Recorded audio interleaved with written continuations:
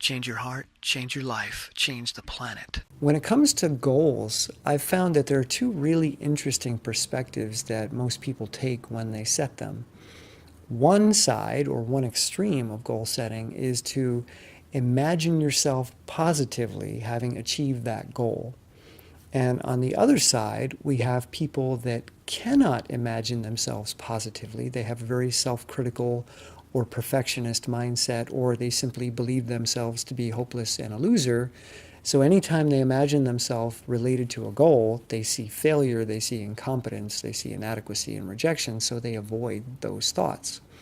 So you have people that can and do perceive themselves positively related to goals, and you have people that can't, that any attempt to see themselves positively will result in shame and rejection and feelings of self-loathing. Now, the person on this side that believes that they can do anything, so they set these really, really big goals, most of the time what they really want is simply to feel good about themselves.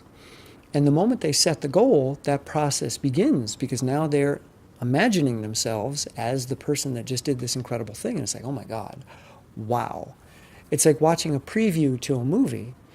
And if you've watched enough previews, you know that the preview is usually much more entertaining and action-packed than the actual movie. Sometimes you'll watch a preview and you're like, oh my God, I got to see that movie. And then you see it and it's like, that's nothing like the preview. So setting goals for the people that have the ability to imagine themselves positively is really about creating this incredible coming attraction or this preview. And it's like, wow, this is what my life is going to be like, and it's awesome. And just imagining that feels really good, and you start to identify with that person. You start to feel like that person right now, even though you haven't taken the steps yet, because you have the ability to put yourself in that position. But the challenge is, you're not motivated to take the steps anymore because you've already got the good feeling. You've already started to identify as that person. So I know people who run and who set these big goals, especially related to ultramarathons, and they're not doing the training, but they've committed to do this 100-mile race, 200-mile race, and the training's not there. But because they believe themselves to be that kind of person, because they set the goal, they imagined it, it was exciting, they bought all the equipment, they signed up for the race, they got the plane ticket, and like, yeah, I'm a 100-miler. But the training's not happening. So they'll probably still end up going to the race, because I see this quite often, and they get hurt, or they don't finish. And then there's a huge disappointment, and the bubble is burst, and they're defeated, and they go back and lick their wounds, and eventually they set another huge goal that they don't prepare for because they're not interested in preparation. They're not interested in doing the work. They're interested in being this idea of ultramarathoner, not the process, which is to go run for 2 to 5 hours a day, every day, regardless of the weather, regardless of how you feel. So that's the one extreme. The other side is the people that can't imagine themselves positively, can't see themselves at the finish line. Why try? Why even bother? In fact, they may have even heard this in their life. They may have tried something and somebody says, you can't do that, you're no good at math, you're stupid, you're too short, you're too slow, you're too this or that. Why are you setting yourself up to fail? So for someone like that, the only thing they can really do is take these tiny little steps. Because whenever they try to make a big change, the only fuel that they have to make that change is negative. So this person over here can use positivity, like, oh my God, it's going to be so awesome when I complete the 100-miler. I am going to be so cool. And they imagine themselves on the podium, and they imagine the belt buckle that they're going to bring to work the next week and show off, and the pictures on Instagram, and it's like, oh, wow. But the person over here, they don't have that positivity as their fuel. What they have is negativity. So what they're likely to do is say, I have to change. I can't take this anymore. I can't go one more day like this. I am disgusting. I hate myself, and I'm going to force myself to change. And they keep their nose down, and they just take steps through the middle of this incredibly challenging, heavy life that they're in, fighting every step. And they'll make a little bit of progress, but they're going to get exhausted.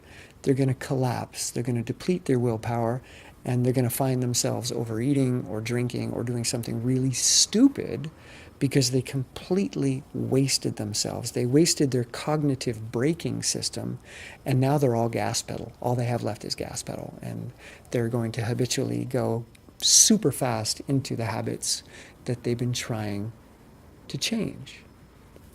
So if they're smart, if they have a coach, if they have some training, they're going to realize that the only thing they can really do is take a small step and let go of the idea of big change.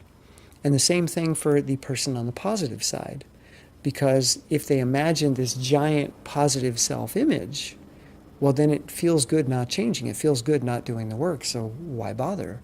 If I have the option of doing the work and not feeling great, or just imagining myself at the finish line and feeling great, well, I'm going to choose that.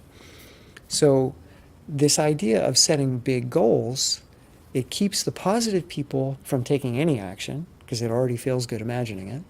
And it keeps the negative people in this state of constant self-abuse, because the goal is far bigger than what they're capable of, because they have no history, they have no experience, they have no evidence that they can do this. It's way beyond what they're currently capable of, but they hate themselves and they're trying to beat themselves into change.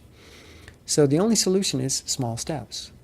The positive person takes small steps that don't feel that exciting, and then you can still take them because they're not terrible, they're not painful, but they're also not super exciting.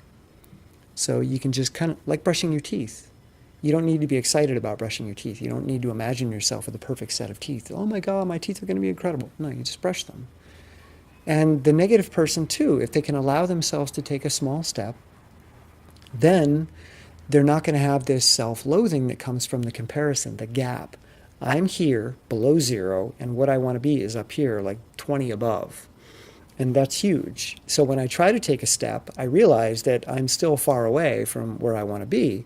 And so I take steps and I take steps and I take steps, but I'm still down here. I'm still below zero. And that's a constant reminder of how pathetic I am. So we need to get rid of this and just allow ourselves to take steps here. Small steps where we gradually build skill, where we gradually build momentum, where we gradually build habits, and where we start to collect data that we're actually competent and capable, and we can slowly and gradually move things forward. So if you're a positive person, small steps will keep you engaged. And if you're a negative person, small steps will keep you from hating yourself or judging yourself as you engage.